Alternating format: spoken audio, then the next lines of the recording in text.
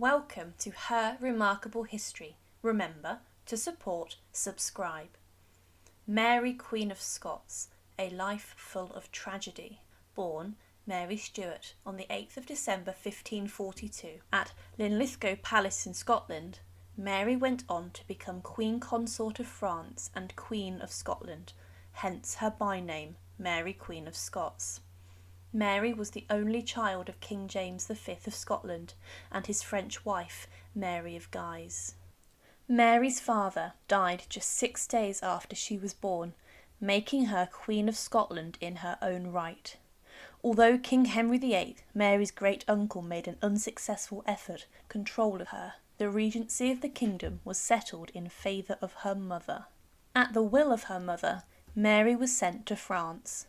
Brought up in the court of King Henry II and his queen, Catherine De Medici.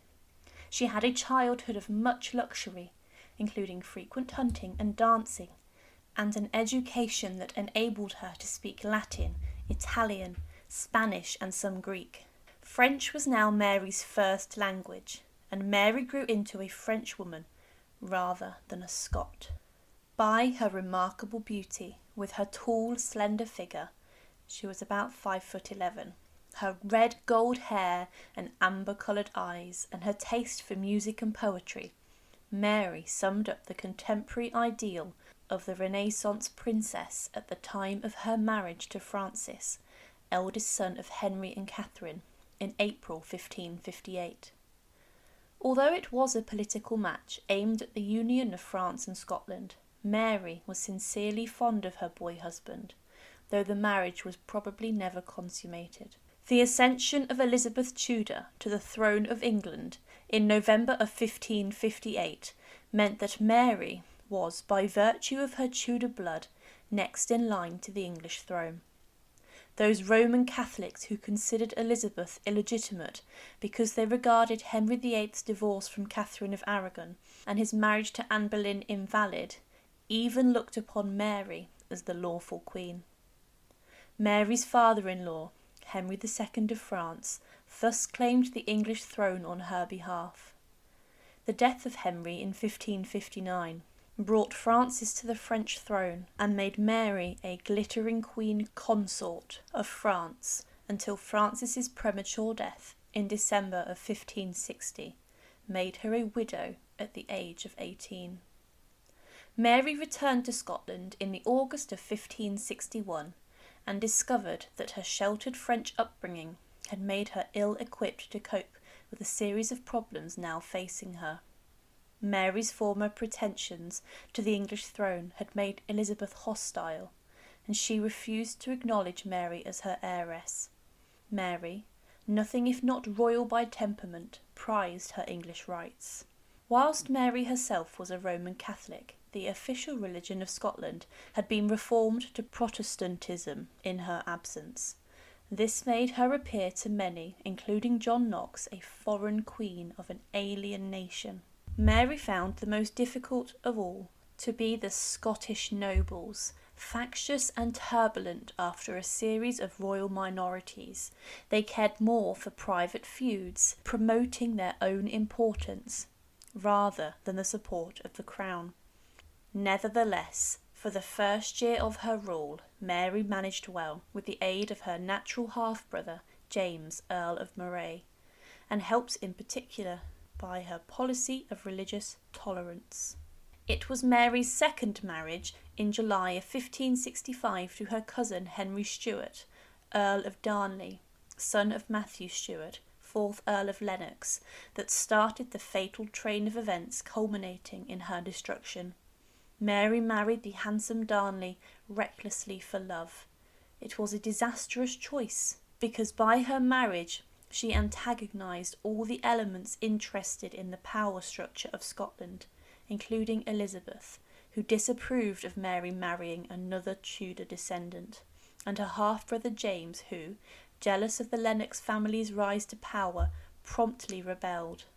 Nor did Darnley's character measure up to the promise of his appearance. He was weak, vicious, and yet ambitious. The callous butchery of her secretary and confidant, David Richo, in front of her own eyes, in March 1566 by Darnley and a group of nobles convinced Mary that her husband had aimed at her own life. The birth of their son James in June did nothing to reconcile the couple, and Mary, armed now with the heir she had craved, looked for some means to relive an intolerable situation. The next 8 months were most controversial to Mary's career, and it was, according to Mary's detractors, that during this period that she developed an adulterous liaison with James Hepburn, 4th Earl of Bothwell, and with him planned the death of Darnley and their own marriage. But there is, however, no contemporary evidence of this love affair before Darnley's death, apart from a series of love letters and poems supposedly written by Mary, but generally considered inadmissible by historians. But Mary did undoubtedly consider the question of a divorce from Darnley, after a serious illness in October 1566, which left her health wrecked and her spirits low. On the night of February the 9th, 1567, the house at Kirk O'Field on the outskirts of Edinburgh, where Darnley lay recovering from illness, was blown up, and Darnley himself was strangled whilst trying to escape. Many theories have been put forward to explain conflicting accounts of the crime, including the possibility that Darnley, plotting to blow up Mary, was caught in his own trap. Nevertheless, the most obvious explanation, that those responsible were the nobles who hated Darnley, is the most likely one. Whatever Mary's prior knowledge of the crime was, her actions after the death of her husband did not go in her favour. It showed that she lacked wise counsel, as her conduct was unwise, and after 3 months she allowed herself to be married off to Bothwell, the chief suspect, after he had abducted and ravished her. If passion is rejected as the motive, Mary's behaviour can be ascribed to her increasing despair, exacerbated by ill health, at her inability to manage the affairs of tempestuous Scotland without a strong arm to support her. But in fact, Bothwell as a consort proved no more acceptable to the jealous Scottish nobility than Darnley had been. Mary and Bothwell were parted forever at Carberry Hill on June 15, 1567. Bothwell to exile and imprisonment, where he died in 1578, and Mary to incarceration on the tiny island of Loch Leven, where she was formally disposed in favour of her 1-year-old son, James. After a brief moment of freedom the following year, Mary, with defeat of her supporters at Langside, was put to battle once more. Mary then naively and impulsively sought refuge in England with her cousin Elizabeth. But Elizabeth, always cunning and political, the same cunning that Mary lacked, used a series of excuses connected with the murder of Darnley to hold Mary in English captivity for the next 18 years of her life. It was at this point that Mary's brother flourished as regent of Scotland. Mary's captivity was long and weary, and Mary's only release was her religion and her skill at embroidery and her love for small animals, such as lapdogs and singing birds. Mary's health suffered from the lack of exercise, and her figure became thicker and her beauty diminished. Mary naturally concentrated her energy on her bid for freedom, as she felt her imprisonment unjustified, at first by pleas and later by conspiracy. But unfortunately for her survival, Mary as a Catholic was the natural focus for the hopes of those English Catholics who wished to replace the Protestant Queen Elizabeth on the throne. It was the discovery in 1586 of a plot to assassinate Elizabeth and bring about a Roman Catholic uprising that convinced Queen Elizabeth that, whilst she still lived, Mary would always constitute too dangerous a threat to her own position. Despite Mary being sovereign queen of another country, she was tried and condemned at the English court, and Mary's son James, who had not seen his mother since infancy and had his sights set on the English throne, raised no objections. Mary was then executed in 1587 in the Great Hall at Fotheringhay Castle near Peterborough. She was just 44 years old. It was a chilling scene, redeemed by the great personal dignity with which Mary met her fate.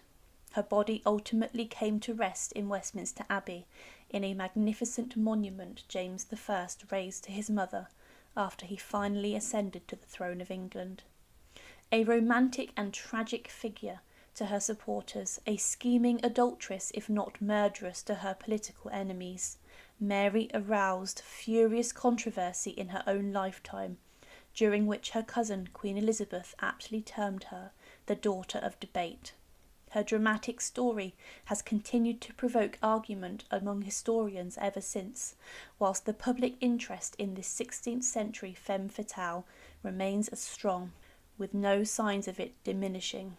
Mary, like many royal women in the Tudor period, suffered immensely in her lifetime. A remarkable woman, Mary, Queen of Scots. Thank you for watching, and to support, please subscribe to Her Remarkable History. Thank you.